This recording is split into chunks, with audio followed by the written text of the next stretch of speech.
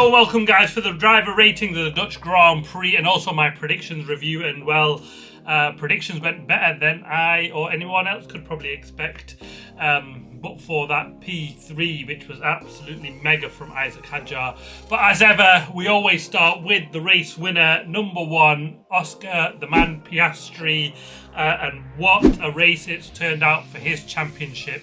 I mean, when you look at free practices, you thought it's going to be a real struggle for him. Lando Norris had his number until qualifying, where Oscar pulled it out of the bag again, and he seemed to have done this a couple of times now this season, and a crucial qualifying pole position, because we know the last 3 times at Zandvoort that the person on pole has gone on to win that race. Oscar was brilliant. He got it absolutely bang on in a crucial qualifying session. He got away well and then managed 3 safety car restarts, a VSC, mixed conditions potentially, where it could have gone wrong. He just did absolutely brilliantly, kept it on track. A very, very solid, mature drive from him, led from the front every single lap. You can't say anything more than that. At a track, when he looked at Friday, it looked like Norris is his number, but he's just pulled out the magic trick. And boy, did he win big with Lando Norris's DNF while he was riding home in second place. I mean, that just makes it even more sweeter for him. He might not say that out loud, but secretly back with a 34-point lead now. The championship clearly is his to lose now, especially given a massive points lead. When it's you and your teammate, it's very rare, and you've got a really dominant car. They could have comfortably been 8-9 tenths a second a lap faster than anybody else. They were just leaving everyone for dust in that first sector. Was never really a threat from anybody. I mean, Max tried everything he possibly could to, throw himself in the mix to get in between the 2 McLarens, and he managed it off the start, but all of 9 laps. And when Norris came, it was comfortable for him at a track where it's difficult. We've seen how hard it was for people to get close and pass into turn 1, but the McLarens were absolutely mega, and that's going to pretty much continue. So the worst really, if there isn't any DNFs for Piastri, is going to gain 7 points on him, is Lando Norris, all the way to the end of the season. But never say never. He managed a turnaround, a similar amount of points earlier up until the summer break, and that was over 14 races, and it happened quite quickly actually, that turnaround. We've seen obviously the 25-point turnaround, or near enough, was it? No, who won? Australia, because obviously the Piastri DNF and Norris went home and took some points. So he's had that sort of big change around. So it's possible, but you definitely want to be in Oscar Piastri's seat now going into the final 9 races, when it comes down to a championship battle between your teammate. To ratings for Oscar Piastri, I'm going to give him a 10 out of 10. Second place man is Max Verstappen in his home race. He was doing everything he could possibly to get that second place. Started on the softs, got the move on, a brilliant move in fact, and how he held that car coming out of turn 1, turn 2 into the turn 3 without losing. It was absolutely brilliant skill. Really just don't know how he didn't end up in the wall. We've seen others do it, Lance Stroll no doubt, and Max did Max things and just managed to keep it, and he did everything he could to try and beat one of the McLarens. He got the head of Lando Norris for all of 9 laps, but that was kind of all she wrote really for him. He tried everything. He went on to the mediums when they went on to the hards later on. Just didn't work, but he managed to get his P2 in the end thanks to the DNF of Lando Norris, and it was probably the absolute maximum he could have hoped for in that car, because he literally maxed everything. There was nothing really more in that car. He was never going to win it, and at times, and I think had the Ferraris and Charles Leclerc just managed things a little bit better and not been unlucky with the pits and Hamilton spinning. I thought Leclerc might have been able to take the battle to Max Verstappen. Ferraris looked good in race pace, although it didn't show that over a single lap. There was no real threat to Max Verstappen in and behind, really. But yeah, a great job from Max Verstappen. I'm giving him an 8 out of 10. Third place man with a brilliant job. His first podium of his career, Isaac Hadjar.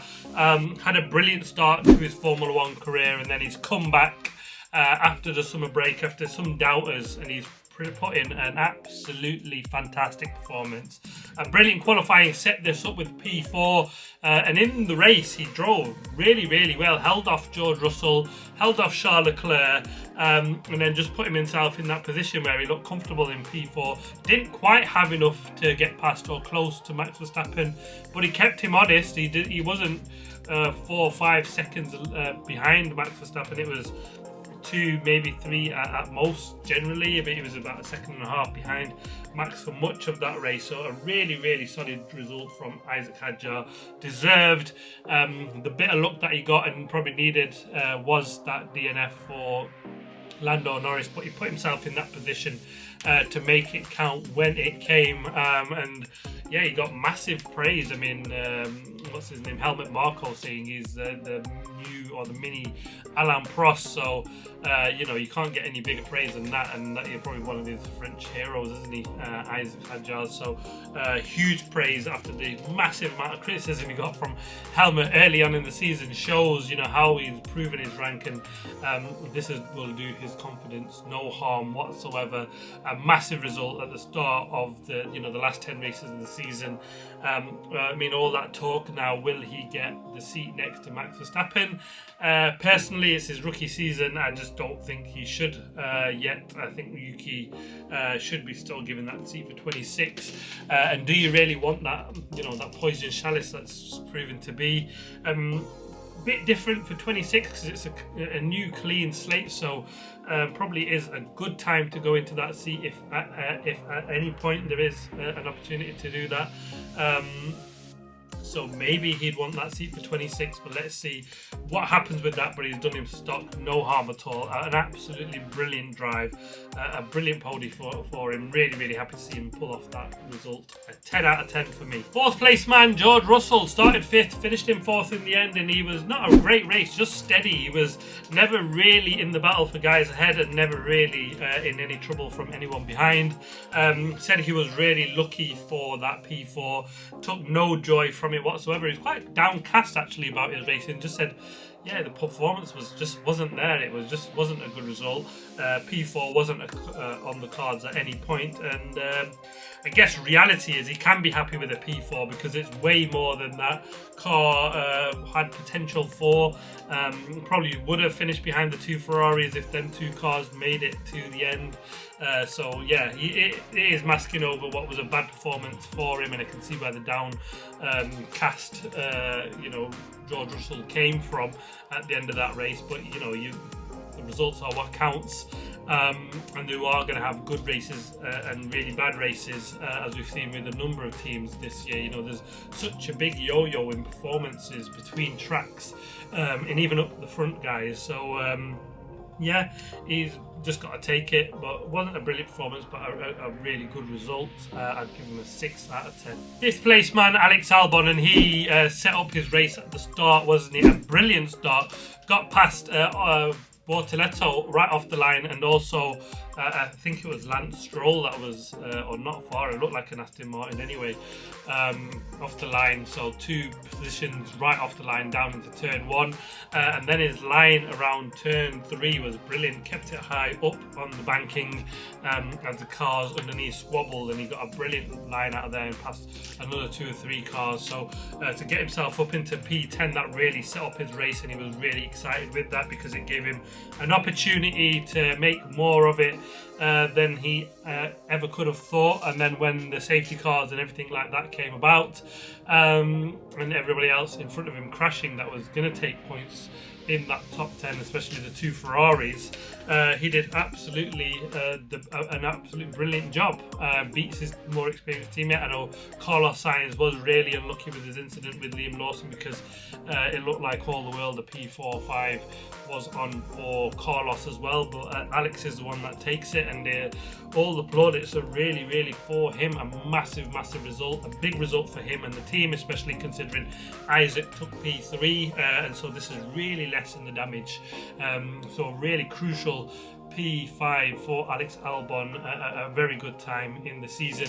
You know, that battle is hotting up for P5 in the constructors, so Alex and Carlos really need to maximise everything they can, and it's a positive result where they weren't really too sure how they'd go, and I did predict a good weekend for the Williams. And so it's proven for Alex Albon, and they go to Italy next and Monza, where they've done traditionally really good well. So, you know, a good boost to take there. I've given Alex a 10 out of 10 for this race weekend. And 6th place man, Ollie Berman, with an absolutely masterful drive from pit lane to P6. He obviously started in the pits because of a power unit change, made multiple changes to the power unit element, but somehow we ended up in P8 after that second safety car.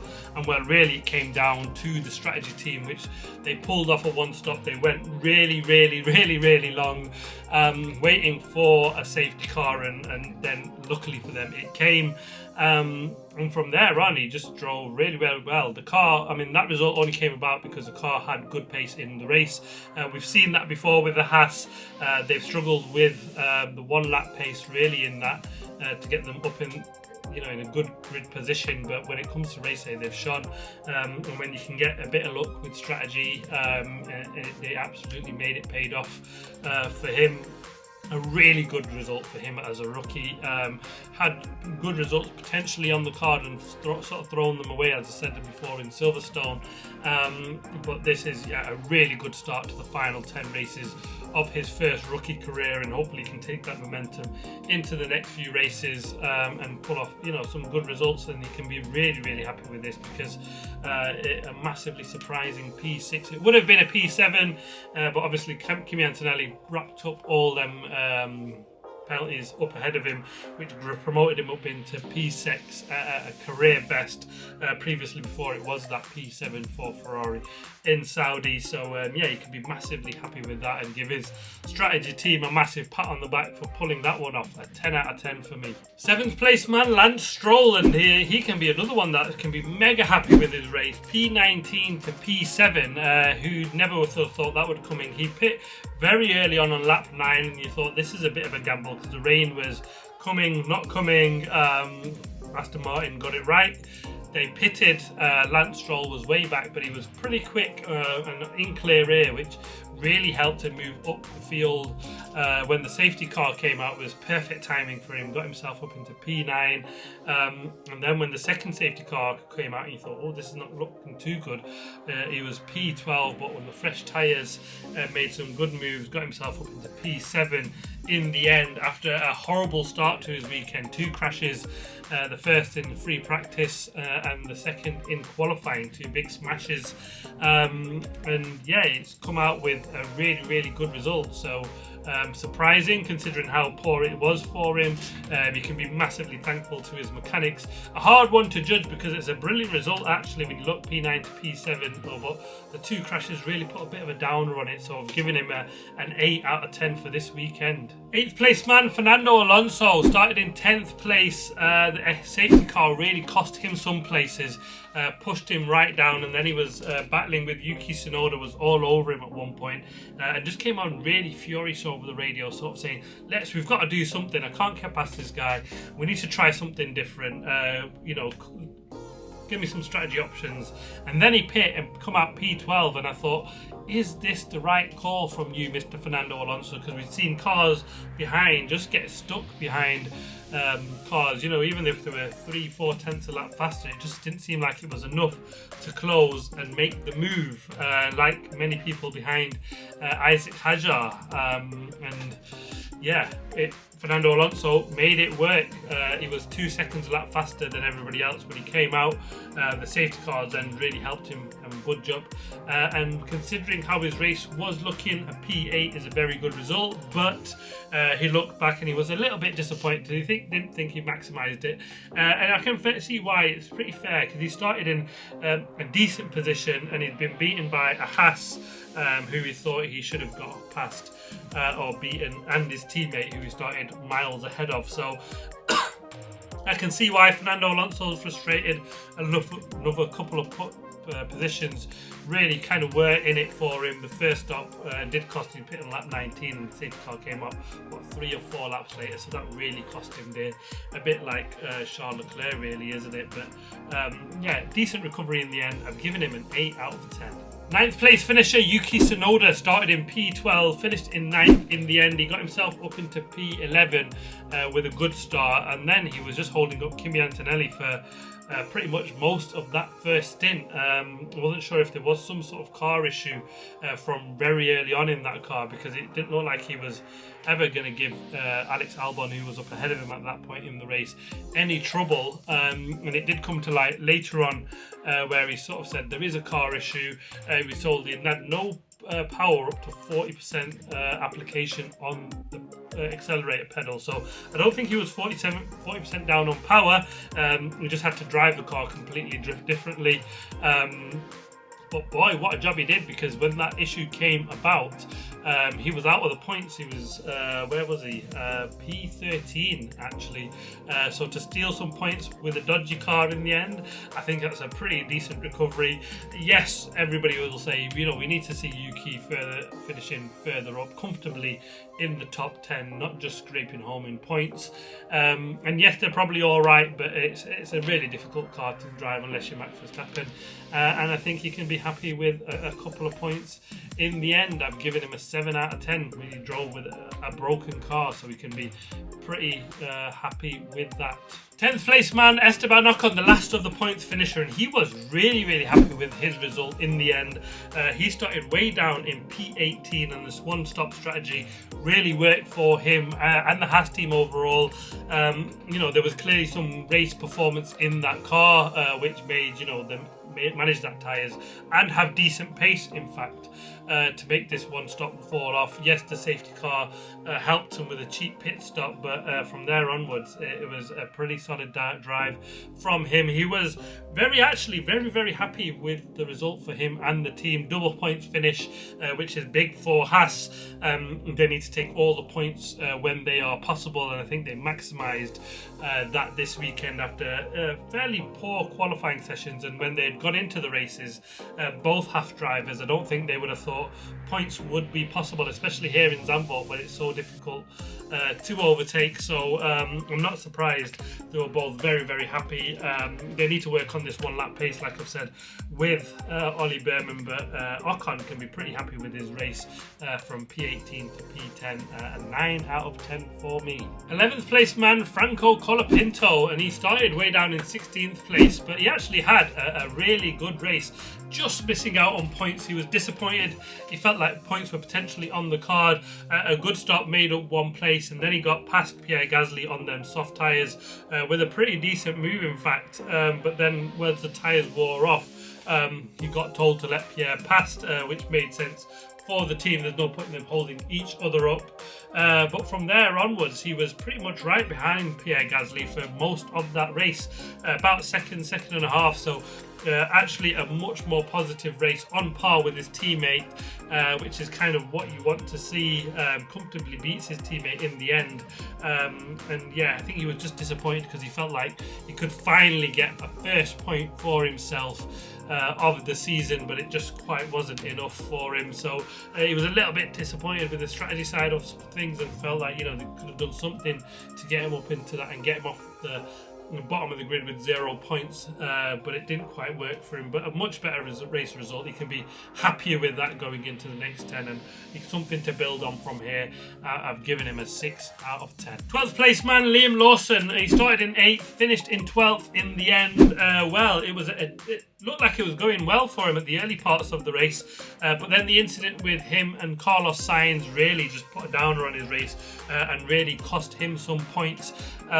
He must have had car damage after that, because he never really looked quick or able to take advantage of any of the safety cars that happened thereafter. And interestingly enough, actually, he was saying that he kind of agrees with Carlos Sainz that it shouldn't be a penalty. The rules are the rules. Everybody knows that. He doesn't agree with them.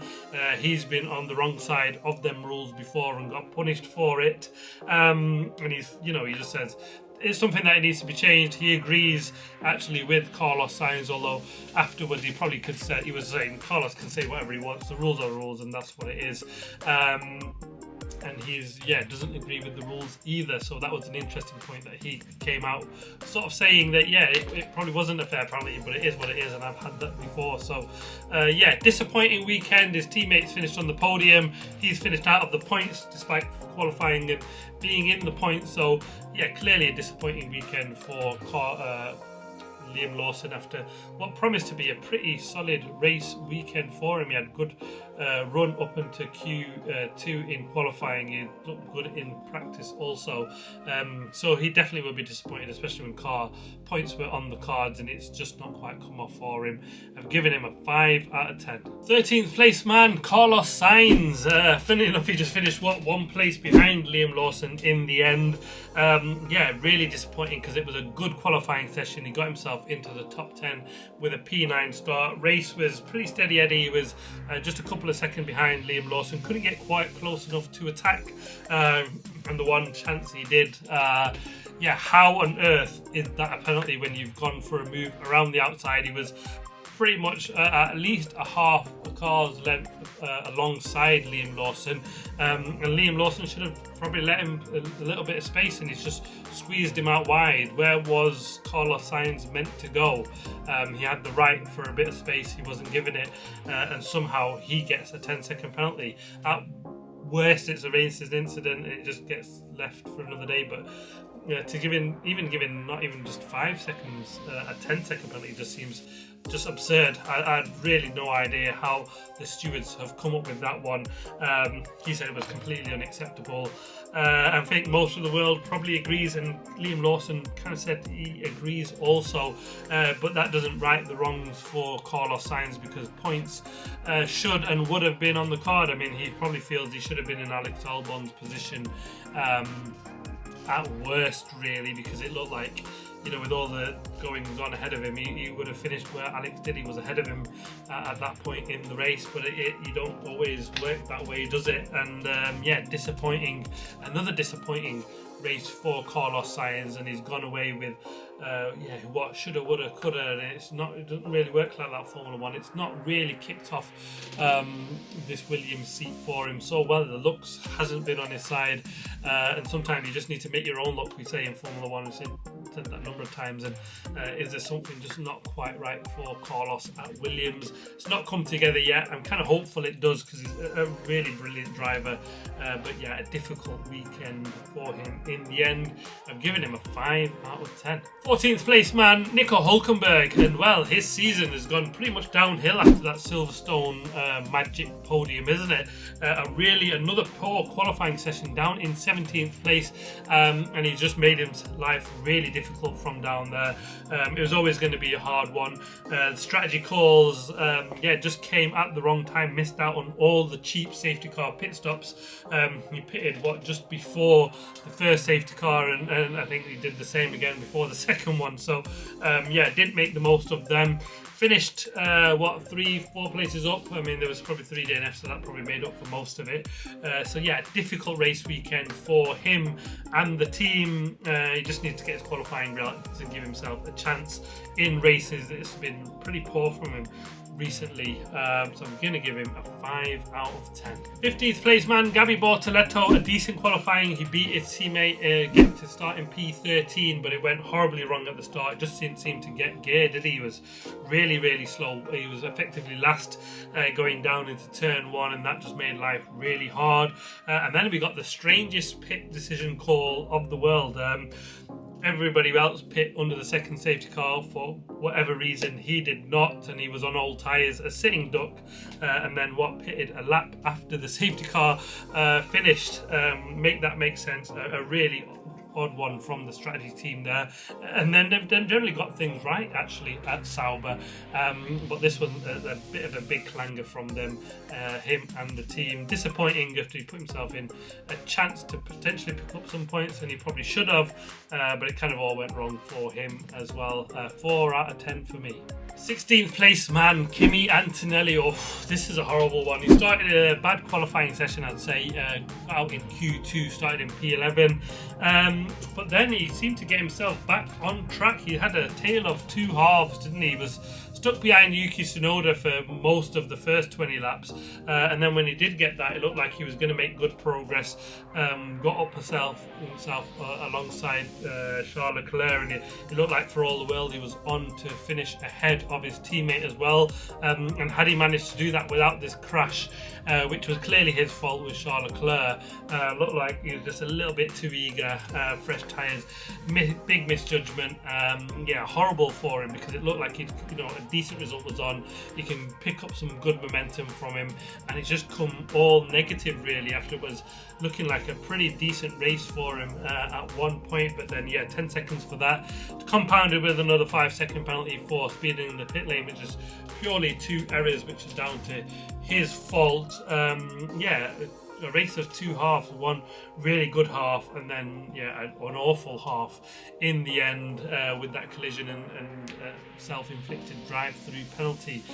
Real shame, because it could have really kicked him out of the slump that he's been in recently, but there's going to be more questions asked than answered, unfortunately, for Kimi Antonelli after this one. I've given him a 3 out of 10. 17th place man, Pierre Gasly, started in 14th, finished 17th in the end. He got himself up into P8 after that second safety car. He didn't pit, he just stuck it out on old tyres, and I think it was the third safety car which really killed him off, didn't it? Everyone else slightly fresher tyres than him, and he was on old raggedy things. But he was pretty much a sitting duck for everybody else from there onwards. Tops off a poor weekend for Alpine in the end. Strategy didn't work, and that's what really cost him a difficult weekend for Pierre Gasly. I'm giving him a 4 out of 10. On to the DNFs. The first of that is Lewis Hamilton. A better race up until that point, actually, looking like he was racing, could make his way forward, but a big mistake on lap 23. An even bigger mistake actually was before the start of the race on his lap to the grid. He got pulled for a yellow flag infringement. That was to be investigated after the race. I wish he wishes it was done during the race, so he could have taken whatever penalty he was going to be given in the race, instead of it moving on to the home race, his first home race for Ferrari, where he'll carry a 5-place grid penalty, which is absolutely awful for him. Yes, a yellow flag infringement. He was meant to have slowed down significantly when double waved are being called. It was flagged in the race briefing, and so it was something that was discussed beforehand. He lifted only about 20 kilometers per hour, and he lifted early, but the stewards deemed that wasn't enough. Generally, this penalty is a 10-place grid drop, but they felt that because he did it a little bit, but for their feeling not enough, it's a 5-place grid drop for Monza, which is a real kick in the teeth when it just wasn't bad enough when he's gone out for a mistake in the race. I think it was just tricky conditions up on the slippery painted stuff, and then he just lost the rear end, managed it a little bit, but because the wall sort of curves in a little bit just towards the exit of that corner, took the front wheel out, and that was all she wrote. So a difficult weekend again, crashing out. Doesn't really happen very often for Lewis Hamilton at all. Just 23 laps done, hard to rate, so I'm giving him a 5 out of 10. Better, but not brilliant, and he was closer to his teammate in qualifying, which was good to see. The next DNF is Charles Leclerc, lap 53, taken out really by Kimi Antonelli, and yeah, unfortunate really. And that was a good race, good start, brilliant movement, George Russell, and then a fantastic job on the second time to make that move stick was absolutely fantastic, but then got stuck behind Isaac Hadjar and was told to lift and coast.